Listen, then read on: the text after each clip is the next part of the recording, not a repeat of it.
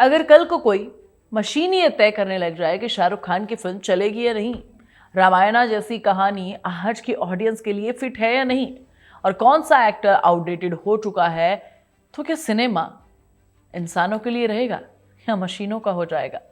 और ये सिर्फ कल्पना नहीं है। पिछले हफ्ते जब नेटफ्लिक्स पर पहली एआई असिस्टेड फिल्म की घोषणा हुई तो सोशल मीडिया पर बवाल मच गया।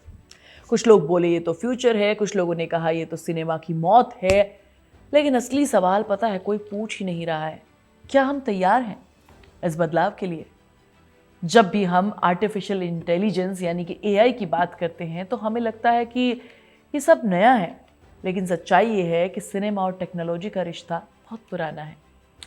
फर्क सिर्फ इतना नहीं है कि पहले मशीन कैमरे के पीछे होती थी और अब धीरे धीरे कहानी के अंदर घुसने लगी है। अगर इतिहास में थोड़ा पीछे जाए तो दुनिया की पहली ऐसी फिल्में जिसमें टेक्नोलॉजी ने कहानी को बदलना शुरू किया, वो साइंस फिक्शन के नाम पर आई।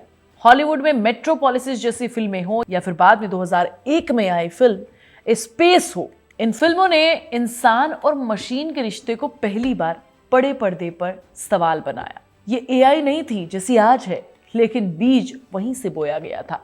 क्या मशीन इंसान की जगह ले सकती है? भारत में ये सवाल बहुत पहले पूछा जा चुका है। साल 2010 में एक तमिल फिल्म आई थी एथ्रिन, जिसे हिंदी में हमने रोबोट के नाम से जाना। वो सिर्फ फिल्म नहीं थी, वो भारत की पहली ऐसी मेन स्ट्रीम फिल्म थी जिसने खुलकर ये कहा कि टेक्नोलॉजी सिर्फ बैकग्राउंड सपोर्ट के लिए नहीं है, बल्कि कहानी का हीरो विलन दोनों बन सकती है। रजनीकांत का चिट्टी रोबोट, उनके एक्सप्रेशन, उनका बॉडी मूवमेंट, उनका इमोशन, वो सब वीएफएक्स, मोशन कैप्चर और कंप्यूटराइज्ड जनरेटेड का कमाल था। यानी सवाल ये नहीं है कि एआई और टेक्नोलॉजी भारतीय सिनेमा में नहीं है या नहीं, सवाल ये है कि क्या वो सिर्फ अब मदद कर रही है या हमारे बिहाफ पे फैसले ले रही हैं। अब भारत में भी बन रही सबसे बड़ी फिल्मों में कैमरा सिर्फ शूट नहीं करता है, वो डेटा को भी इकट्ठा करता है। एडिटिंग सॉफ्टवेयर ये बताता है कि कौन सा सीन कितना इमोशनल रखा जाएगा, कौन सा स्लो होगा, बैकग्राउंड स्कोर टेस्ट होगा, ऑडियंस पर चलाया जाता है। यहाँ एआई ये एनालाइज करती है कि किस सीन में कितनी धड़कन तेज होगी और कितनी बोरियत आएगी। एक बड़े प्रोडक्शन हाउस ने हाल ही में अपनी फिल्म के लिए एक टेस्ट स्क्रीनिंग में एआई सेंसर यूज किए हैं, जो मेजर करते हैं कि किस फ्रेम पर दर्शक की आंख कहाँ जाती है, कब वो स्क्रीन पर नजर हटाते हैं, कब वो अपना फोन चेक करते हैं। उस डेटा के बेसिस पर पूरे 15 मिनट का एक्शन सीक्वेंस री एडिट कर दिया गया। क्या फिल्म चली? हाँ। क्या लोग इसे याद रखेंगे? शायद नहीं, क्योंकि ये डेटा ड्राइवन था, इमोशनल ड्राइवन नहीं था यार। यहीं से सिनेमा का असली खेल बदल जाता है, क्योंकि जब कहानी डेटा बनने लगे ना तो इमोशन रिस्क बन जाता है। और इसी रिस्क पर आज हम बात कर रहे हैं। ओटीटी प्लेटफॉर्म एआई की मदद ले रहे हैं, तय कर रहे हैं कौन सी कहानी बनाई जाएगी, कौन सी कहानी नहीं बनाई जाएगी, किस जॉनर में पैसा लगाया जाएगा, कौन सा चेहरा ट्रेंड करेगा, किस तरीके का क्लाइमेक्स ऑडियंस पसंद करेगी। ये सब इंसान नहीं, एल्गोरिथम्स तय कर रहे हैं। असल में पिछले साल एक बड़े ओटीटी प्लेटफॉर्म ने खुद माना था कि उनके यहाँ एआई तय करती है कि किस शो का ट्रेलर 30 सेकंड का हो और किसका 60 सेकंड का। क्यों? क्योंकि एल्गोरिथम ने हजारों व्यूअर्स का डेटा देखकर बता दिया कि किस लंबाई में सबसे ज्यादा लोग ट्रेलर देखते हैं। ये एफिशिएंसी है, इसमें कोई शक नहीं है। लेकिन जब ये एल्गोरिथम ये तय करने लगे कि कौन सी कहानी बनेगी, तो क्या डायरेक्टर का विजन बचेगा? अब कल्पना कीजिए एक ऐसे भविष्य की जहां रामायणा जैसी फिल्म की स्क्रिप्ट भी एआई कहकर रिजेक्ट कर दी जाती है और कह देती है कि आज की ऑडियंस के लिए बहुत स्लो है। क्या तब हम उस कहानी को बदल देंगे या मशीन के खिलाफ खड़े हो जाएंगे? यहीं पर इंसान और मशीन की जंग शुरू होती है। एआई का सबसे बड़ा फायदा यह है कि खर्च कम करती है।